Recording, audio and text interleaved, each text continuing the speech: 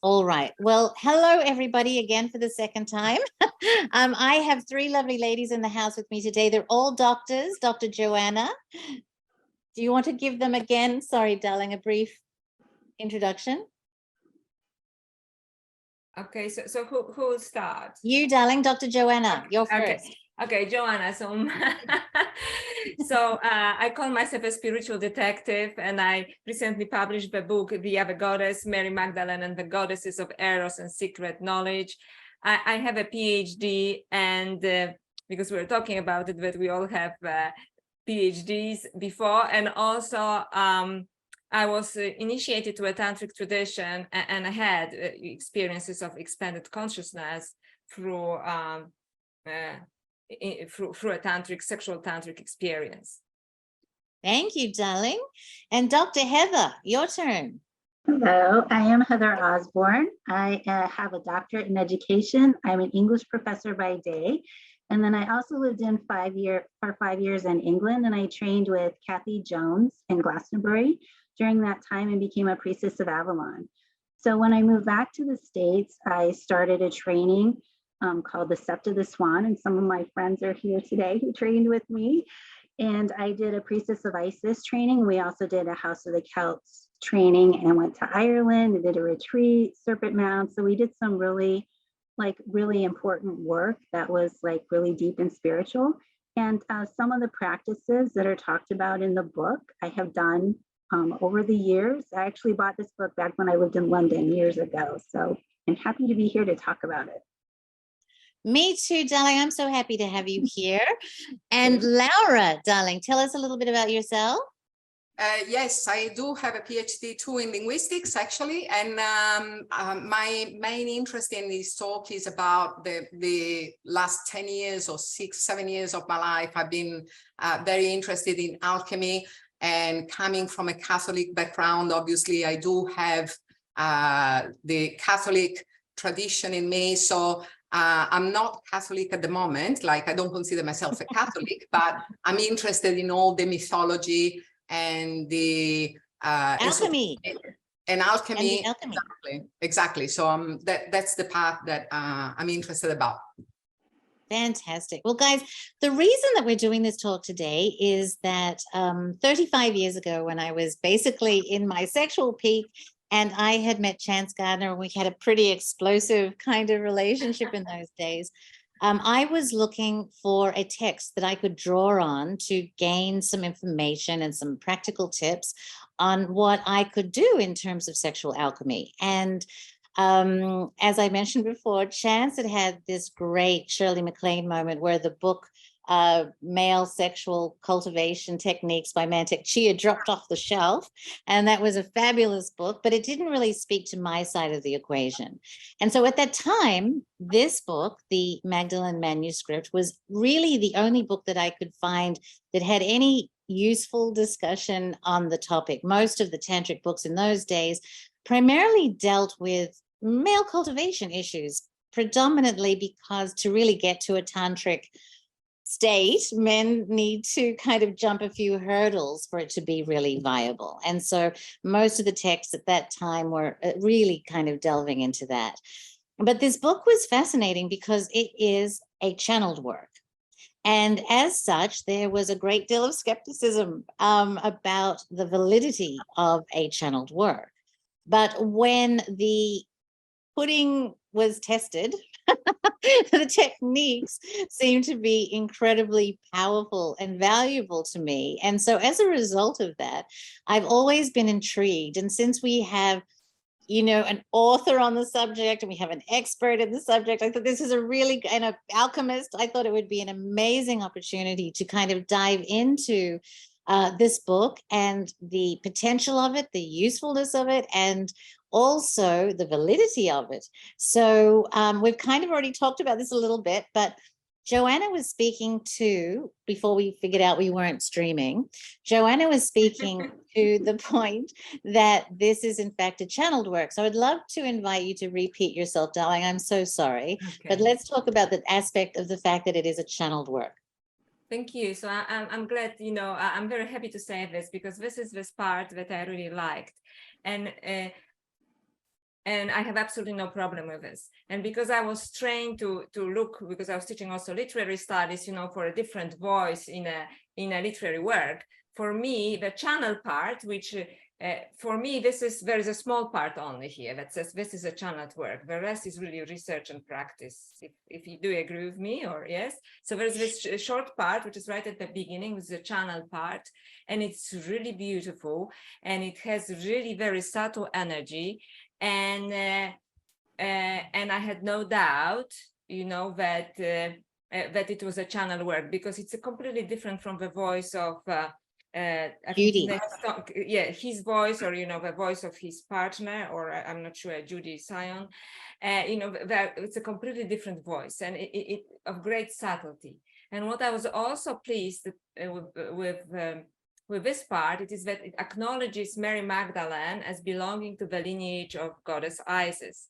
And in fact, if we look at mythology of Egypt or any Western mythology, going as late as Sumer, and you have to stop me if I start talking too much, okay? Because I love this topic, and because, I just wrote the book, so I'm just like completely into this, is that in every process, of a male god or a king who had to be resurrected, or I think in modern terms, you would say experience ascension, yes, then there had to be a presence of a goddess or a priestess to facilitate that. And this channel part actually talks about it, that, she was, by she, I mean Mary Magdalene, she was trained since childhood in the temple of Isis to actually, for this task, to help Jesus to ascend, basically, through working through his subtle bodies and ancient Egyptian techniques, which are basically also tantric techniques. So is that what you wanted me to That's repeat? beautiful, darling. And yes, look, before everything blew up, I had kind of explained that while this book does have in detail a solo tantric technique and a dual tantric technique, fundamentally, these techniques, as Joanna explained, was not so much for sexual delight. However, this was very much a side effect. These were designed, in Mary's words, to build the foundation of the Jesus person's ka body, which is the essentially energetic body of Jesus, in order that he could undertake the Jesus journey that we all know about, which is basically life after death and all of that good stuff. So these techniques are detailed in the book, and as Joanna said, the book is like that fat. I kind of have it over there, and a very, very small section of it. Yes, thank you, darling. Yay! A very small section of it is actually written in very small type, which is the channeled work of Mary, and the rest of it is kind of elaboration by Tom and Judy. So Heather, tell us your impression of the book in general. Did you find one section other than the other more important or valuable? Did you like the whole thing? Yeah, I had a similar kind of reaction. The first part was very meaningful and really touched me. And when I bought the book at the time, as I mentioned earlier, I was living in London. And ironically, like, I bought it at Watkins bookstore, and like the label was still in the back, which is like, they are the people that published Gary's first book. Now, at the time, I was married to someone else when I bought this book. And so it took some years, like, I practiced these things on my own because I had meditation courses with Kathy separately. So I was already putting these things into practice. So that's why it rang very true to me. And the middle part where he's putting things into context, where Tom is talking about other practices in context, that kind of falls flat for me because as you mentioned, Venice, that doesn't really resonate with me because they're more male-centered, I feel like.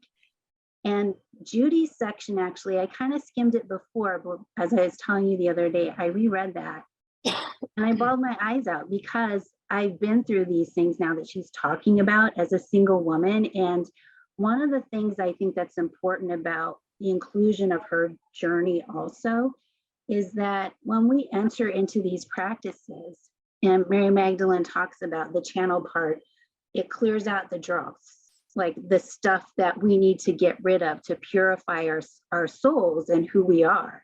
And anytime we go on any spiritual journey, and Tom Kenyon also warns us of this in the book, which I think is very responsible, that you can't enter into this lightly.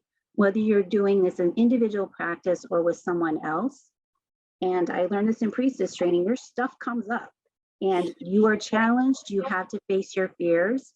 And the thing I thought that was powerful about Judy's discussion of her journey was she shows us how she had to face her fears to prepare her for her beloved, to prepare her for Tom, for them to be equal to do that work together. And I found that very much to be true on my path too. Like I had to go through different relationships that did not work, that were not good, but they were tools to the path, facing my fears. And I feel like for me, the Isis myth has been the myth of my life in a lot of ways. So when she said, as a priestess of Isis, we incarnate as Isis, I've had many, many visions of feeling that connection. And after the Kundalini experiences and the meditations, etc. So that really resonated with me too, and why I felt like those parts of the channeling were very true, and that we were resurrecting through this the power of the priestess and the power of the divine feminine. And as Isis says to her, you need to write about this. This needs to come out because the divine feminine is being resurrected. It's our time again. And I feel very powerful about that. Look, I was actually talking to Laura about this very thing, about Judy and Tom's section of the book. And because the slim part of the book spoke to me so deeply, and 35, just meeting your husband to be, being in literally ecstasy of every minute of every day, the Judy Sion part story was something that was, I didn't want to go there, right? And I literally said to Laura just last week, I need to read that again, because now I'm at a different age and different stage, and I would probably appreciate it very much. And then hell blew up, so I didn't get to do it, right? But I could see that the comments that you've made really kind of speak to my feeling, except I had the other side of the coin, right? I was like, I don't want to go there. I'm too happy being in bliss, right? But I think that's very, very interesting. Laura, do you have any comments on what you've read of the book so far? Yes, I found it very interesting. I only read a few pages from the channeling work, because I do not have the book itself. So, but I found it very interesting because from an alchemical point of view, in my humble opinion, the characters of Jesus Christ and Mary Magdalene are actually the divine feminine and the divine masculine, and it is the sacred union, so the sacred marriage that happens in alchemy when we actually bring together. And it makes sense to me completely to do that through sex, because obviously we are talking about two human people incarnated in human bodies that meet each other to go to the stage of uniting and balancing. And it also makes sense in a way if we look at what if we put the whole thing in the time when Jesus Christ was supposedly alive. He grew up obviously in a Jewish place with in a Jewish culture, and the Jewish culture at the time had a complete disregard of women. Women were not able to buy anything. They were not able to own. They were not able to be educated by masters or rabbi. And a woman, a married woman, would be could get a divorce just by her husband saying, "Oh, she did something dirty," or she's unworthy, or whatever, and bang, and she's off. And Jesus Christ in the Bible actually has a huge amount of women around him, not just Mary Magdalene, but if you look at his story, like he healed a woman that had a very long-term illness, and she was considered to be impure, and he actually went there and healed her. And I think he raised from death the daughter of another one of the disciples, I think, or maybe someone else. But And then he had Martha and Mary, the two sisters that got him into their house. So the relationship of Jesus with women was very un-Jewish for that time. And also the fact that in those times, a rabbi couldn't be able to be a rabbi if he wasn't married. So that's another status thing of the Jewish culture of the time. So to me, all these things make total sense. And it makes total sense also how they're being distorted by the church, by the hierarchy of the church, to create, obviously, the story that they wanted to create.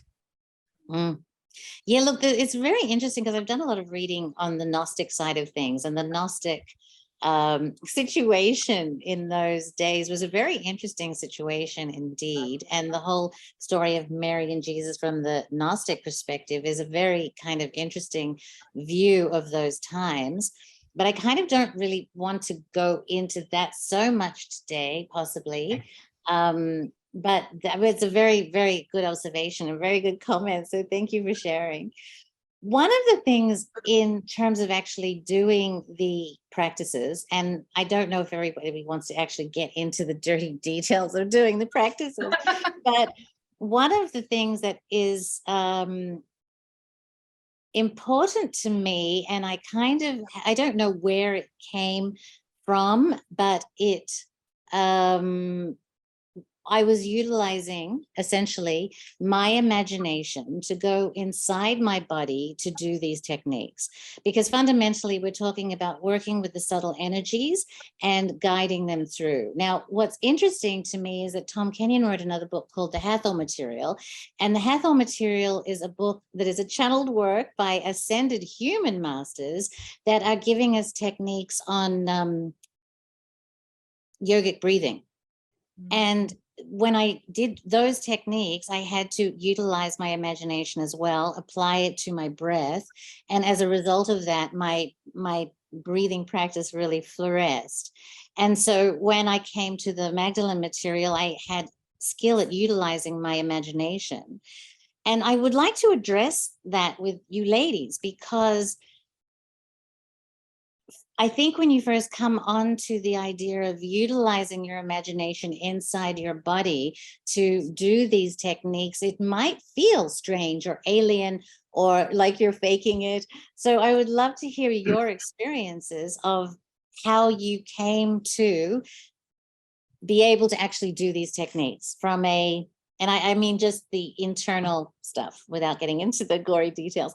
But so who would like to start? Can I? Yes, of course, So darling. first of all, I would say, because tomorrow I'll be talking on Mary Magdalene. So I just want to say that actually in the Gospel of Mary Magdalene, it is also explained that it discusses different levels of reality, and through what they call imaginal, which is kind of imagine, but also it's not imagine. It just you have to access this subtle reality through your imagination, but it's actually not your imagination, because imagination could be also delusional. It can, like there are different aspects, but this is this subtle reality.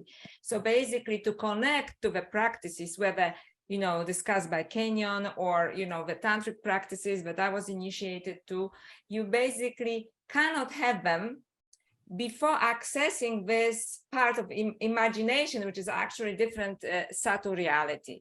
And that's why, if I can just share, when I, after my book, some people were asking me, what do I have to do? And they said, they asked from a lowest level, which means basically, what do I have to do to my woman so she can have this experience? And then, what do I, actually I had a question, do I do it with my fingers? And I said, no, look, this is a Kama Sutra, which is super cool, but tantric or this work is not about that. You actually, to start the practice, you basically have to lift up your perception. And one of the tools that you can use, apart from meditation, is actually your imagination. And this, you just connect with your more subtle body, right? Which is like more subtle body in Egypt, I guess, Ka, right? So you and then you can work on your different levels, on a diet, on your second, and so on. So, but first you have to access this more subtle reality. It could be through imagination or meditation, but you cannot access this from a just kind of material, physical, what trick do I have to do, to get there? That won't work, So I thought it was always a cute question.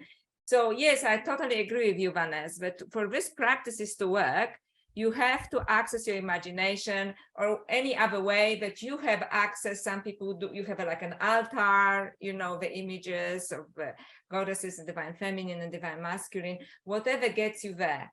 But imagination is very good because you can connect your imagination with your body. And once you start the practices, you can basically see them, in your more subtle body. And yes, at the beginning it feels, am I faking it, right? But because it works, you're not faking it. Yes. So, but first, as I just say, we have to access this more subtle reality. And in tantric tradition also, only chosen disciples could do it because they already had the access, so this is actually maybe the most important part that you touched upon, Vanessa. It has to be, access through imagination to the more subtle part of yourself, basically. Thank you, Joanna. That's beautiful. And I hadn't really thought about meditation because I'm terrible at that. But Heather, my love, talk to me about how you accessed this. Well, I would say, in partnership with somebody, one of the things in the channeling that's talked about is the need for a feeling of safety and connectedness, and that emotional connection that's necessary to access those energies together. Now, obviously, from talking to Gary for years that he's had Kundalini experiences, powerful. So he already knew how to do this. And I already knew how to do this on my own also, before I was even trained as a priestess. I had psychic intuitive abilities which I will talk about tomorrow during my talk, that I was doubting from the time I was a child. I mean, it's beaten out of us until finally I had a big revelatory experience, and it forced me to really face up to it. And the priestess training, through constant, practice and meditation, we got to a point in one of the courses that I took where we were meditating 3 times a day. And that consistency really builds your confidence in that connection. And for me also, it comes up through the body. And when it enters into the upper chakras, as we were talking about earlier, then it really becomes powerful when it opens up here and then reaches up. And so it is that connection of the upper chakras that we really have to, and opening that heart chakra upwards. And Tom Kenyon also mentions this in other parts of the book, that's really necessary, like lower chakra, staying in those lower orders basically, and looking at it from just a physical standpoint, that's not going to work.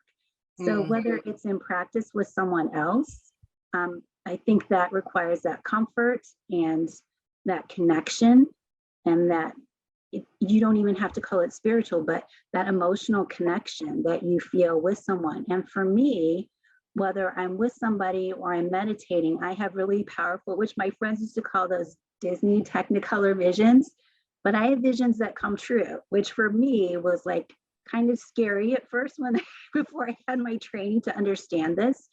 And so that's another really powerful part. And then sharing that with somebody else and talking about it, like, this is what I saw.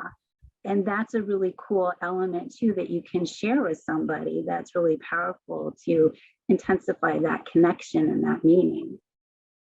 That's so beautiful. That's such an important point, and I forgot about that, because to be kind of completely frank again, I'm a Scorpio, so I'm just going to let it all hang out, guys. Yeah. Is that I really didn't ever feel completely comfortable with any of my lovers until I met Chance. Chance was the first person that I felt completely free with, and I trusted him completely. And Mary does talk about this in the book, that you need to have complete trust with the person that you're doing this work with. And so I think having that really for the first time in my life at my sexual peak with this book was probably a pretty good combination. But speaking of sex, I've never had sex with Laura. And despite that, Laura is able to access, so we live very close to each other for a long time, and Laura has been able to access my energies from healing perspective in ways that completely surprises me. Like, she knows before I know where my problem is. And so when you're doing that, darling, are you utilizing imagination, feeling, imaginal realm? Like, what are you doing to access these energies?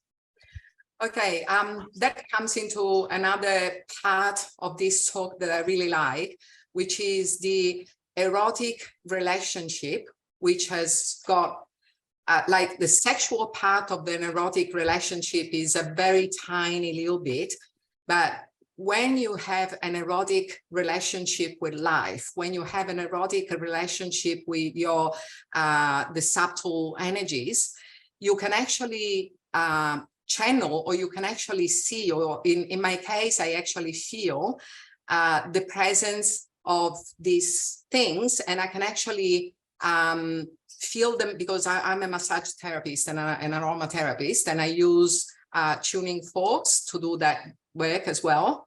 And so I can actually feel the different vibration of the forks of my hands on the person that I'm massaging. And I know that those places had to be worked on, like they are lower in energy, if it makes sense.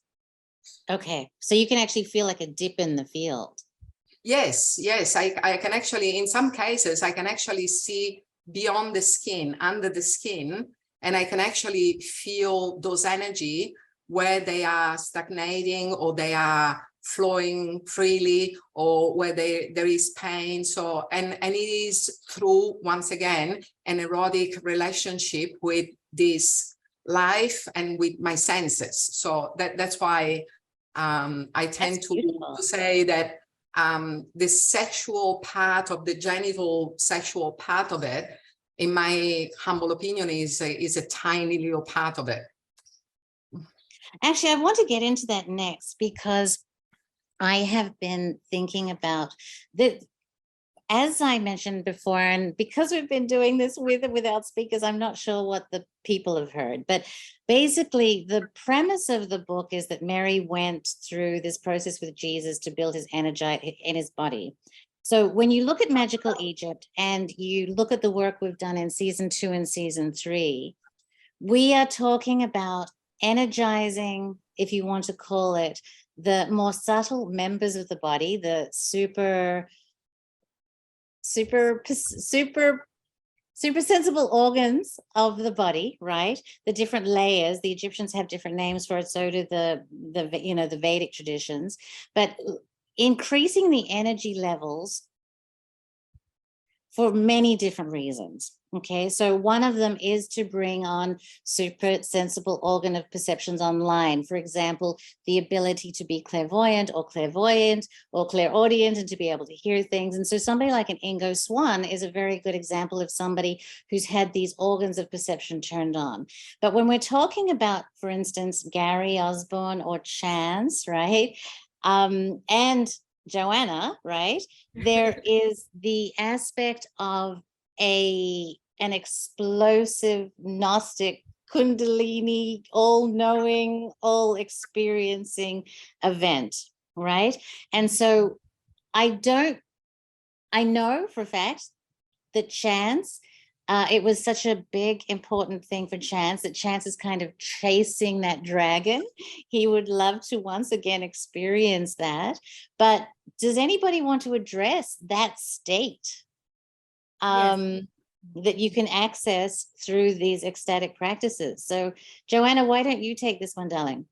So I will take this one. And yes, I know that you're talking about Gnostic traditions, but that's kind of a little bit too much. Maybe let's wait till tomorrow, because I just want to elaborate on this. But I would just maybe speak also from my personal experience, right? Which, mind you, I didn't practice Kenyon's method because I was already initiated to a tantric tradition. However, what I read, I said, oh, it sounds like this, sounds like that, right? So I made a connection. So this is not to like, he completely spot on. But what happens through this experience, and my experience is, and I agree partially with Laura, that, maybe sexual experience, it doesn't even have to be sexual, first of all. You can connect with Kundalini movement, in any way, through meditation, through spontaneous awakening, through, some people did it through ayahuasca, so it can happen in any way. But for many people, and including myself and maybe Chance, and it happened through sexual encounter, and this is very powerful. And also in my book I say that sexuality is portrayed in a very negative way. All mass media, everybody is trying to say how bad it is, because they're again looking at sexuality through the lowest possible, ugly lenses. And that does exist. I'm not saying it's all beautiful, no, people abuse sexuality all the time. But, we are conditioned to believe that this is ugly, this is demeaning. When in fact, when you have a Kundalini experience for a sexual act, it's a experience. First of all, it is a mind-blowing experience, because, sexuality is so powerful. So imagine if it's like anything. It's a source of energy. And if you can access it, then it wants to, then it takes you on this magnificent journey. And actually, I felt, this moving along my spine and exploding first in my heart. I lit up like a bulb, it was visible to my partner. So actually there was a light, it's not metaphor, around me, and then it moved to my forehead, and then it paused there for a moment. And then I had a complete explosion there, which basically was cosmic consciousness. So it wasn't orgasmic, let's put it this way, because it wasn't physical. It was an experience of cosmic consciousness. And in this experience, how do you know it's a cosmic consciousness? Because everything shifts. You don't have a experience of time. You don't have experience of space. The whole reality was just like particles of energy. Okay, so you've been transported to a higher level of the being. So it was not sexual, but it was caused by sexual, encounter, through what happened. At the same time, I would say that it was also a completely state of grace, in a sense that it's not like I necessarily know how to repeat it or without practicing anything or anything. It just happened. But not only just because, I was initiated, I was studying it, and, and texts themselves have an initiatory, like even this book, an initiatory element to them. So yes, you can have it without anything to do with sex, but you can also have it with sex. And then it's really powerful, because all of this energy, can take you there. And in many esoteric traditions, they say that this energy is actually, should be used for this. And I think, and I'm being a little bit conspiratorial on Gnostics, because Gnostics have this concept of, archons, the baddies that, interfere in our reality, that, somebody just doesn't want us to use it. That's why the church, was saying Mary Magdalene was a prostitute, which we know it is not. And, I can tell you as an academic that it's not true, and so on, right? Because they wanted to demean the priestesses, the goddesses, and Mary Magdalene, which as far as I know is the last in the line, but who knows, right? As prostitutes, because they carried this power of awakening, which is also extremely sexual, for me and from my experience. And that somehow is not allowed. And for me, it is very interesting. Why is it not allowed? Because actually it transports us, shows us a divinity, you see, like, I am just in this body, but boy, I can be completely out of this body. I see I'm a part of a larger cosmos and universe, and I have an experience of it. So I'm just changing it a little bit, but yes, I think definitely Mary Magdalene had it, and in a long line of other priestesses. And this is that experience that actually through sexual experience also you can achieve. That's beautiful, Joanna. Heather, what was your experience? Like, did you actually have like a Kundalini or a not like a, and I mean gnosis more than Gnostic, I'm sorry for using that, but did you have a consciousness thing? Yeah. Tell us about it. I mean, it's hard to pinpoint just one. I mean, Gary's was very so dramatic. Right? I love that. And it wasn't sexual at all. I mean, I can tell you that my first experience like that, obviously not sexual, I was 12. And it's a really strange kind of thing, the way it happened. But, you know, I always felt kind of called to the feminine. Like I was raised Catholic, as Laura was talking about earlier. And I went with my grandmother to this group that was like kind of an offshoot of the Catholics, but it was like a prayer group, and they did kind of some esoteric things. And one of the things they did was speaking in tongues. And so my grandma was like, oh, why don't you try it? And the woman who was leading the group was getting me to do this. So I was like, okay, I'll play along, like Miss Skeptic. And I thought I was faking it because I'm like, blah, blah, blah. And oh, they're like, oh, listen to her. She's so amazing. I'm like, okay. And all of a sudden I had this huge white light explode in my head, and I passed out and I fell on the ground. And after that, like I had always wanted to sing like my mother. She had a beautiful singing voice. And like that week after it, I suddenly could sing properly, whether that was like growing up and maturing, but it was like an after effect.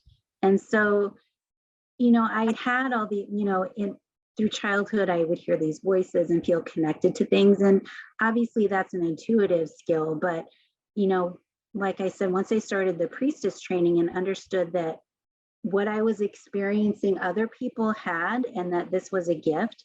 But before I did the priestess training, I also kind of like self-taught myself through angel books, like angel connections, like doing these chakra alignments and connecting.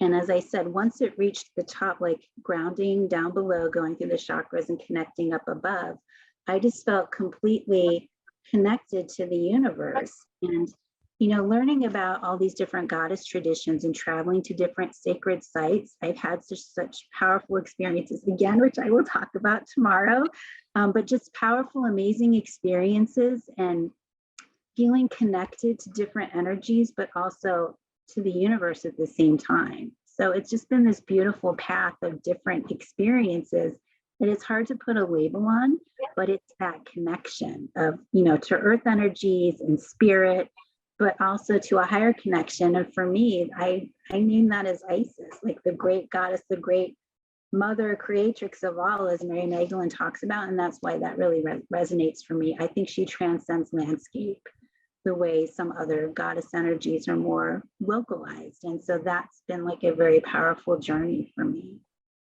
It's so interesting that you said that, darling. Like and when I listen to Chance and Joanna, and they use the word like a cosmic consciousness event, I don't think that I had one experience where I understood the nature of the universe, and all I could say is it's a donut. And this is before, you know, there was like these graphs of what the universe was. So, but I don't personally don't feel that I've had like access to the Akashic record in the way that these guys describe. But I've had many moments, right? Many moments of all kinds of different incredible experiences. One that was completely sexual without being sexual at all, on mushrooms, where it was like this 2-hour orgasm of just energies flowing to the point that it was like, stop it, just stop. It's too much. I can't handle it, you know, like just insane amounts of pleasure. But these moments of connecting to, let's say, all wisdom, right? When we were doing the interviews for season 3, and we interviewed so many people about, and it's a great way to describe this is a Kundalini, right? A Kundalini event, because it's like people understand what a Kundalini event is. In speaking to all these people that are kind of experts on Kundalini, one thing that they said was, be glad that you didn't have one, because it's a big reorganization in your life, right? And kind of what you were saying, Heather, is that they do take different shapes and forms as well, right? And so that big Gnostic thing that I'm looking for, or maybe had or don't, you know what I mean? I think it's kind of like an orgasm. If you've had one of Joanna's or Chance's or Gary's kind, you know it, right? It's not like, maybe I did, maybe I didn't, right? I don't know. So I want to ask Laura, your experience, have you had a Kundalini thing or layers of Kundalini things that you're aware of? No, I don't think so. I don't think I had a Kundalini experience, but I definitely have a total sense of sacred union when I'm intimate with Craig, and it is something that definitely goes beyond our body.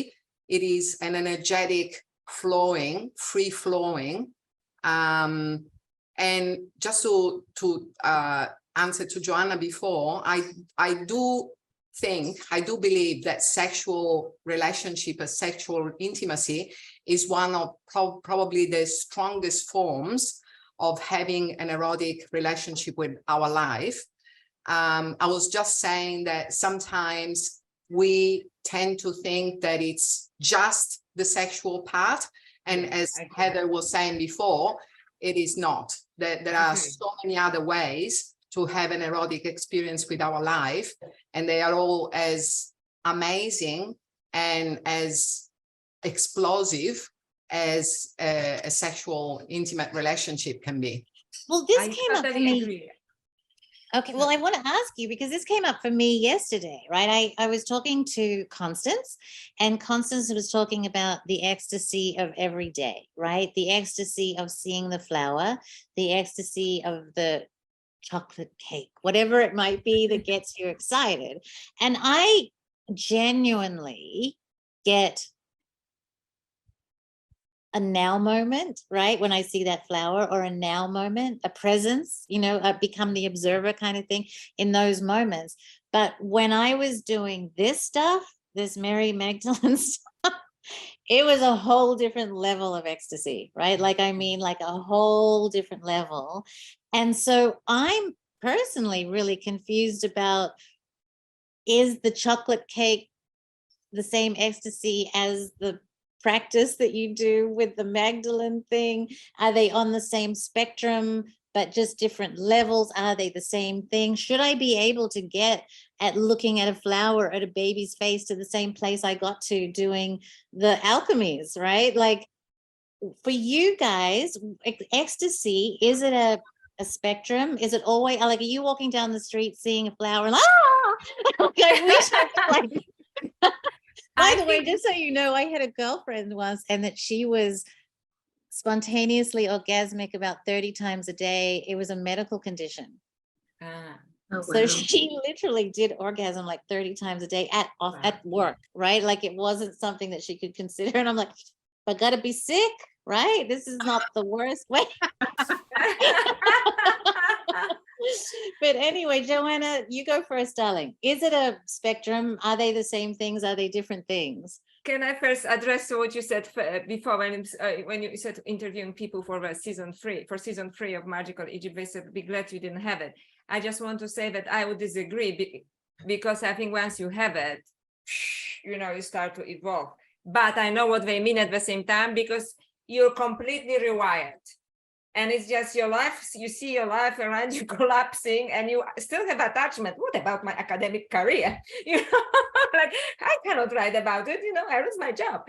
And, and all kinds of stupid things. But the spirit is moving through you.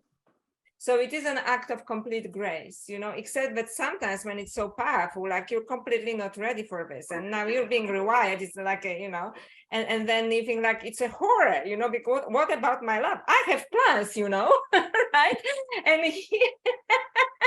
And here you are of cosmic consciousness, and it's sometimes difficult to function when you're in cosmic consciousness. So I just want to say something, because I agree with you absolutely, darling. And that fact about the rewiring of life is something that I've heard also, which is very interesting. So yes, absolutely. So it's a common denominator. And I would agree that the things that you talk, for example, I kiss my hibiscus tree, every time it blossoms, right? So this very subtle ecstasy, but I think it's just the intensity of it, and I think through the nature of sexual experience, the intensity is huge. That doesn't mean that one is better than the other. You know what I mean? It's just like how much energy basically goes to this, to take you there. So I would say it's just a spectrum spectrum of the same thing. But for me, you know, sexual energy obviously makes it like really huge, you know, and very powerful, but doesn't mean it's any better. It's just more intense. And when I think Laura was talking, or maybe Heather before, you know, I had someone tell me that, you know, what I call erotic rapture, you know, that people start to have a sexual connection, you know, and they are involved in a sexual act, and actually they have out of body experience. So one of my interviews said they found themselves under the ceiling, you know, like in their subtle bodies. So that's the power, you know, it's like a nuclear plant really in your body, right? And they had complete, so it wasn't just sexual ecstasy, but they had complete recognition of each other. Not about who has what kind of job and how much money they make, do they have a mortgage, but they just saw the beingness, you know, complete beingness of the other person. So the sexual energy was just like a propeller, you know, the intense propeller, but it took them actually to the non-physical actually, right? And the highest level of, I guess, consciousness, that they actually could recognize themselves in eternity, so to speak. Does it answer your question? Yes, that's beautiful, darling. Absolutely. Heather, darling.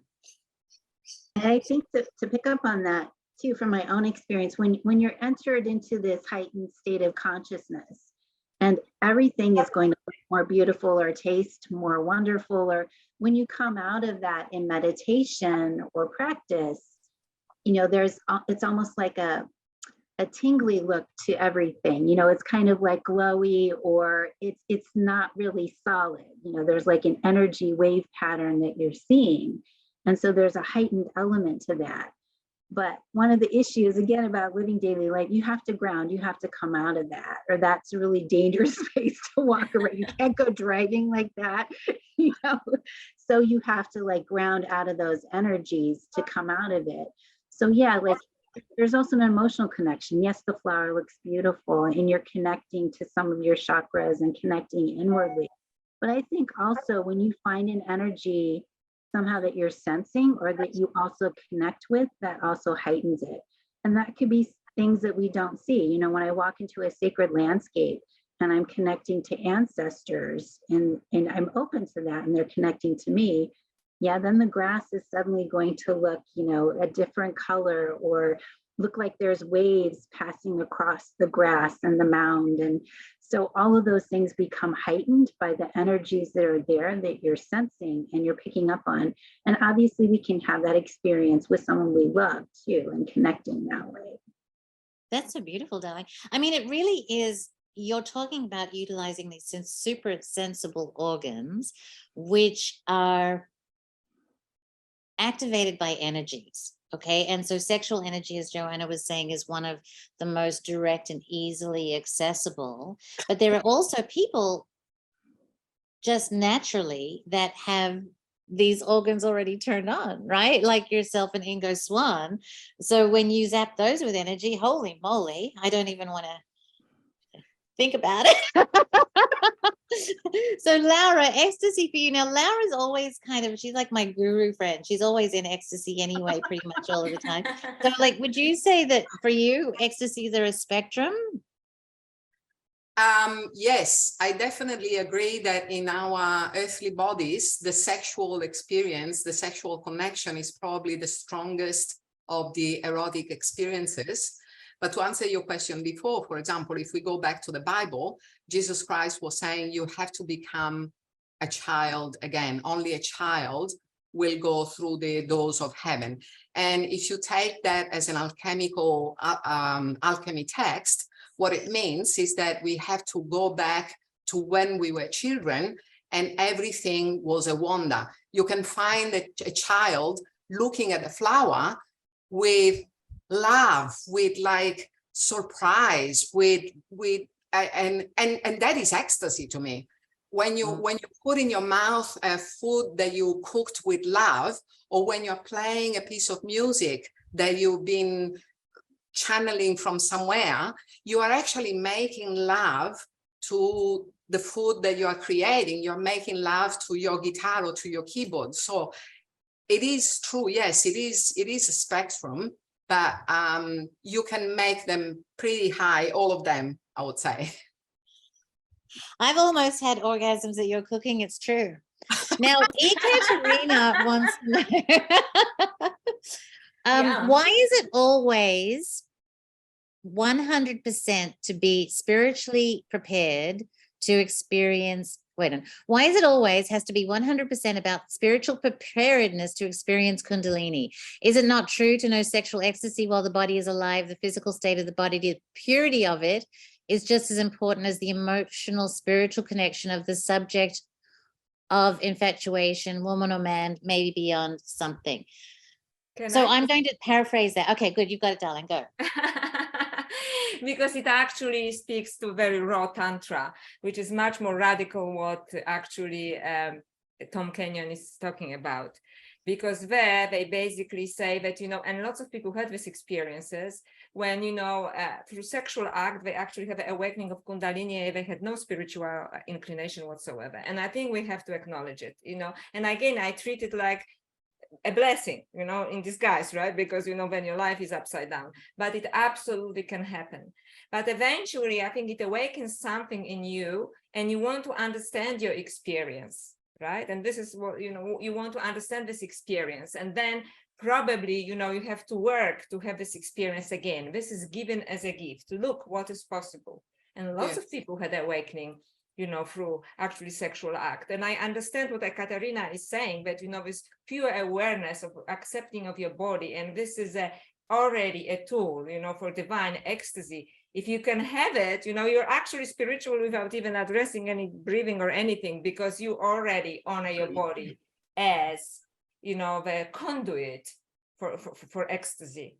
Right? The vessel, yeah, as a vessel. So some people don't have to do any breathing exercises, and I just am going to confess I'm not doing any breathing exercises because I'm the ecstatic type, you know, and I think I cannot, you know, it's just right, like this experience is so potent, yes, but to ground myself I had to do the exercises, because then it is like, you know, as I said, when experience is powerful, you cannot function, and we all have to come back and function.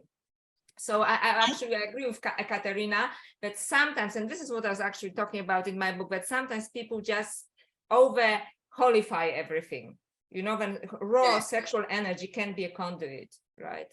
So so I actually, and the classic Hindu Tantra actually talks about it. Yes. Fantastic. Thank you, Dawn. It's so interesting because when you said you're the ecstatic type, I want to make a t-shirt for everybody. Like, I'm the ecstatic type now, from now on, because I love that as a category. Heather, darling, do you want to say anything about the preparedness and the Kundalini event itself? Yeah, actually, I'm going to pull from Gary's experience. He's standing over here. We were just saying, Gary! He was just saying this yesterday in a non-sexual way, having a Kundalini experience. He was saying, why did this happen to me? I wasn't a spiritual person. I was just, you know, the average guy down at the pub with his friends, right? Like, how did and why did this happen? I said, well, you were reading stuff. You were like the intellectual friend, right? So you were open to it, but there was no sexual experience going. Like, he was there by himself and he had it, and it was sudden and it was mind blowing, and it completely, as we were saying, rewired him, changed his path. So yeah, there was no spiritual preparation in that sense. His mother and he like did some stuff with astrology and things like that, and he was open to other kinds of ideas, but he wasn't on any kind of spiritual path or awakening or meditation or anything like that happened to him. Look, in Magical Egypt, in the interviews that we did, I don't think we had one person say, I was going for a Kundalini experience and I got it. Not one. Yeah. Everybody said they were surprised. Everybody said they were like, it's kind of like, I might have done yoga, I might have done meditation, I might have, but I wasn't going for a Kundalini experience, and it happened.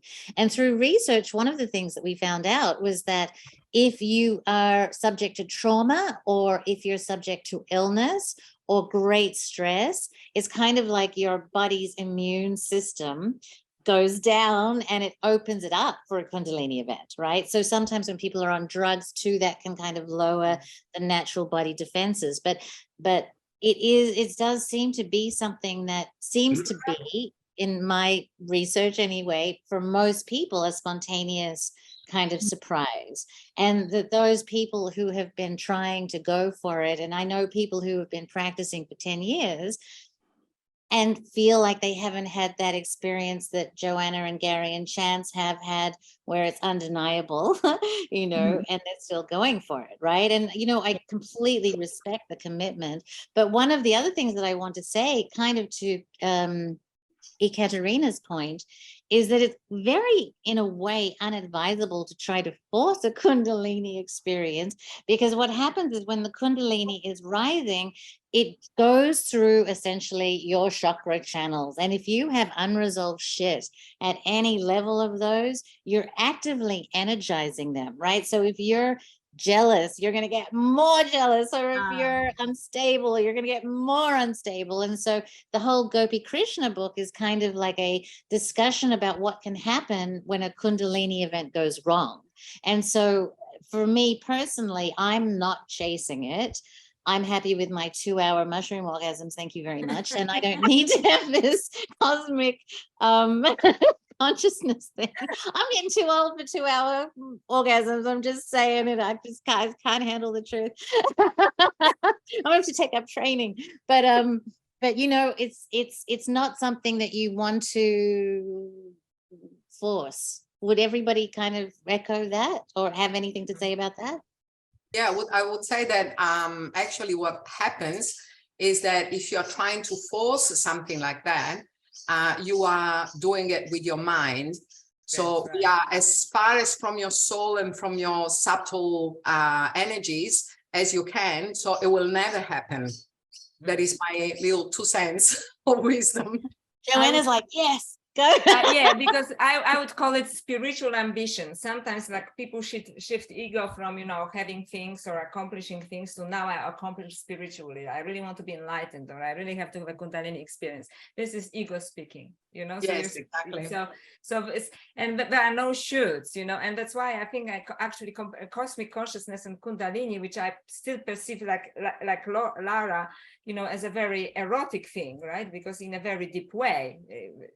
Is that it's very playful, you know, like you cannot Yes. like, you know, force it, you know. Well, I'm not interested. I think I have a Kundalini says, well, I'm not interested until you get out of your head, you know, or something like that. Yes. And I totally agree that, you know, once you have this awakening, it just brings up sometimes the worst of you. Like I actually, it was so strong that I had to go to my spiritual teacher. It was a couple. And they have to say, please slow down the process for Joanna, because I was deconstructing completely, you know. So if you're jealous, as you said, you're just so jealous, you know. If something, then it's so intense, you know. If you're intense, you're even so intense, you know, if it's even more possible. So sometimes it's, I wouldn't say that Kundalini energy can go in a wrong way, but unless you're ready, and that's why Kenyon is saying it, you know, unless you, you know, if you do it through exercises like what he's giving, you know, you have to be ready, but it's not what you think. Some people think they would just walk on flowers or something, or, you know, on petals. It is just you, are you ready for a total transformation? Yeah. And all your shit will be standing right in front of you, and you can deny it all you want, and, you know, it will just bring it up, bring it up, bring it up until you resolve it. This is why I've got enough shit right in my face.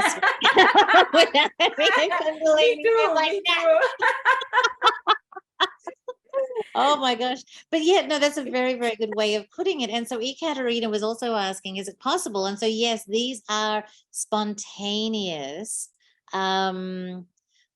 These are spontaneous events that most of the people that I've come across. What she's asking now, though, is how do you know when you're ready to have a Kundalini experience? And I don't think it's up to you, really. Does anybody? Yeah. Yes, it's definitely not up to you. And it's something that you have to surrender to. It's what James Hillman would call the sacrum facere. The moment you surrender your mind and you let go, your diamond knows when it's the right time for you to have that experience, because you are ready. But is it though? Because all of the people that I interviewed didn't say, I surrender, let's go, right? They were like, oh my God, it's happening. You know what I mean? Like, like I hear what you're saying, but it was more like for Chance, it was a shock. For Gary, like Gary has this great story that he tells. He was like kind of in this tough part of London where it was like, you need to be all this kind of guy. And then all of a sudden he's a guru. And it's like, that's not very good in tough England. You know what I mean? So Joanna, like, were you like, was it truly spontaneous for you, or were you working towards it? It's a very actually complex question, because it was completely spontaneous, but I was also working towards it, not knowing that I was working towards it. Like I didn't look for sexual ecstasy at all. But I was interested in spirituality, and I wanted to learn more. I read all the books on yoga, but I didn't actually, because I'm more like also intellectual, so I wasn't actually practicing because I'm too impatient, to actually practice, except for meditation, so which I was very committed to my meditation. And so I definitely was not even thinking about Kundalini. It was a concept, for me, and I was not like preparing myself for anything. So in this respect, I was exactly like, I think, Gary, did you say? I was just like, la, la, la, la, la, la. Oh my God, This was my experience. But in hindsight only, I had this like spiritual bug, if some people say. I really wanted to know what's going on. Is there something more than just material reality? Right. Yes. So in this way, yes, but I wasn't working towards it all. Yeah. So it was this I agree with. I would say a lot of the people that I interviewed, probably the majority of them, had interest in spiritual realms, right? Like they were doing yoga, or they were doing meditation, or they were doing something that, like to Laura's point, you are practicing at least the idea of spiritual principles, including surrender, right? And vulnerability, right? So they weren't like making fish and chips and then boom, right? They had like Gary's brilliant mind, right? So because I can't speak to it, but I'll tell you what, Amy says it's like the dark night of the soul too. And I'm like, it's the dark night of the soul with pleasure. Apparently, I've just had the boring one. I've just had the dark night of the soul without all the pleasure. But it sounds like it is that chance for massive, incredible transformation. Can I just say something about Amy? Because she actually says where you surrender because of all the bad happening and give up. Now, when I talk about surrender, I'm not talking about giving up, and I'm not talking about giving in. Surrender is when you actually have faith, which has got nothing to do with religious faith, and you know that there is a bigger force than you that is guiding this whole thing. And you say, okay, I let it to you.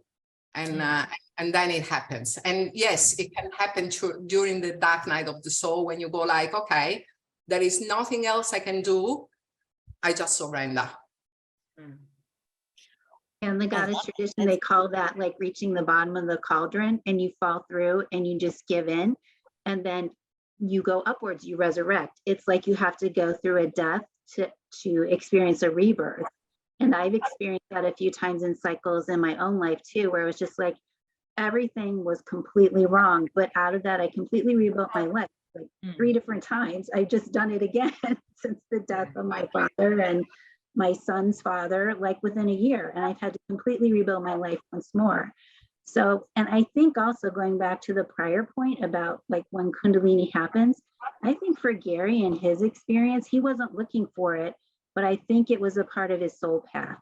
I think it was something that was meant to happen for his soul to completely change his path from being, in the printing business and running his father's business and, very much grounded in the physical. He was doing really well, successful. And then once he started to go on that author path and explore all these mysteries, and he was writing about what he was basically channeling, the business part started to fall away, and then he became a full-time author. But that's what he needed to do. Because if I had met him when he was Mr. Tough Guy in London, drinking and having a good time, I wouldn't have talked to him. Yeah, exactly. I'm sure he was a nice guy, but we would have had nothing in common. Exactly. He's come a long way, baby. Yes. We're just about at the end of it, and I'm going to pick up on something Joanna said because for me, this is kind of my drum that I'm beating right now. And the drum that I'm beating right now is that we are living in a primarily scientific, materialistic paradigm. And as a result, and the reason that Joanna's like, if I write this book, I'm going to get kicked out of academia, is because our paradigm is one that is of material. And when we start talking about things beyond the material, academia, science, and all of, everything in our world starts to freak out. That's why everybody's going ape shit on Graham Hancock right now and all everywhere, right? But one of the things that I want to point to is, for me, these experiences are so important beyond, no, I'm not going to say beyond, because I haven't had the cosmic consciousness experience, okay? But for me, the fact that it enabled me to know that there are things beyond the material body, that there are realms, there are energies, that real life gets 10 times more real when you start having a leg in material and in immaterial. Your world view becomes much more holistic, much more powerful, and you're so much more exciting and much more full of opportunities. And so I wonder, did it have the same effect on you ladies? Definitely.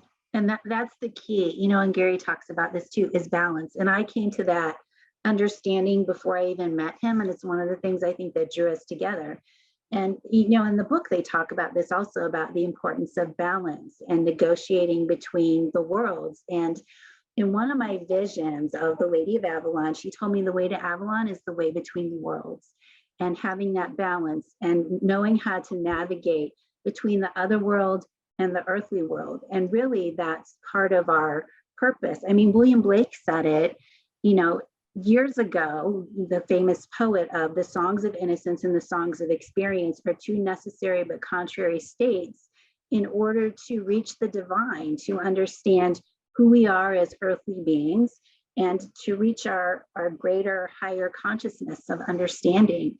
So I think it's definitely important, that balance, because I've seen people where, they might be great psychics, they have these great intuitive powers, but they're so lost in the other world. They're not grounded in this world, and it has really destructive effects on them and the way that they interact with other people. And it can be quite dangerous. And Tom Kenyon warns about that also. Be careful of following people who are ungrounded or in these lower chakra levels and are not in balance. But on the other hand, as you said, Venice, in academia, I've seen this. I felt the pushback when I lived in England of writing about the goddess mythology stuff, that when I was doing my PhD over there, and this whole left brain, very patriarchal, masculine centered kind of perspective that gets pushed, especially in Western culture, that's dangerous. And now we need to come back to balance. And here I am going back into my goddess work, after I've entered academia full time again. And so, yeah, it's finding that balance and sticking to it, and making headway and not backing down from what the outer world is saying. And that's how we're going to make change, is modeling this, doing this, and showing people that you can do this to have a full and beautiful life. That's beautiful, darling. I mean, I would go as far as saying that having this other side of my life, if I want to go through, you asked me the top 10 moments in my life, the majority of them are going to be on that side. That's right. Right? I've had Laura's cooking, that goes on this side. But on the other side, there's these experience. I had one where I was floating up, Chance and I were floating up in the, you know what I mean? That was one where Chance became Ganesh, and it's too long of a story, but you know what I mean? These more transcendental experiences are the things that when I die, I'm going to say I lived because of these moments on that side of the equation. And if you don't have those, it's it breaks my heart. Joanna, do you want to say something about the balance in academia and immaterial realm? Absolutely, you're right about academia and, the material realm, and, have addressed it as well. But I don't want to really speak about this. I just wanted, because what Heather was talking about balance. And I think for me personally, the suffering, and it goes back to the, what happens after Kundalini, came that I was too attached to the wrong narrative, to one narrative of my life. So I was saying, okay, my friends, publish less, and they're being promoted, and I'm here. This is this kind of, first of all, completely wrong narrative, because it's victimhood. But I focus on the material when I was already, full on attached to the immaterial, so to speak. And once, and that's why, writing is important, because this book helped me. What if I look at my life exactly like you said, Vanessa, from the experiences that are actually transcendental, and it's a glory, and when I die, I will say, because of these experiences, not because, I was a this or that, in academia, or, this or that publisher or something, but these experiences actually, right? So for me, the tough lesson was, that to avoid suffering associated with, this is just switch the narrative, focus on the spiritual, as at the same time, you have to function in the world, right? So now I used to be upset about academia, but now I say, well, it actually pays for everything. You know what I mean? Like, it supports me, it grounds me, because I have to show up, to work. I really love being engaged with the students. So it plays a part, but what is important, it is knowing, having discernment, what is actually most important and what is just a balancing act. So that was personally for me. So the most important thing is, the spiritual part, and dealing with the immaterial, but the other part is supportive of this. And now I want to honor this, right? Yes. Because it's, yes. So it's balanced. That's beautiful, darling. I mean, absolutely, absolutely. Look, I mean, we're in a material world, and we're very blessed if we are supported the way we're supported. So absolutely. Laura, darling, 2 feet in each realm. You've got them. Yes, I'll go back to the Bible actually, and I'll say that we have to be in the world, but not of the world. So our presence, our mission on earth is, to me, to show that there can be another side, and it exists. We are actually participating in it.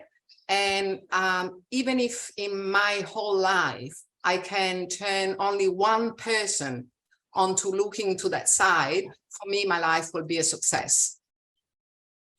Woohoo! You and me, sister, all of us, girls together. We're immaterial girls.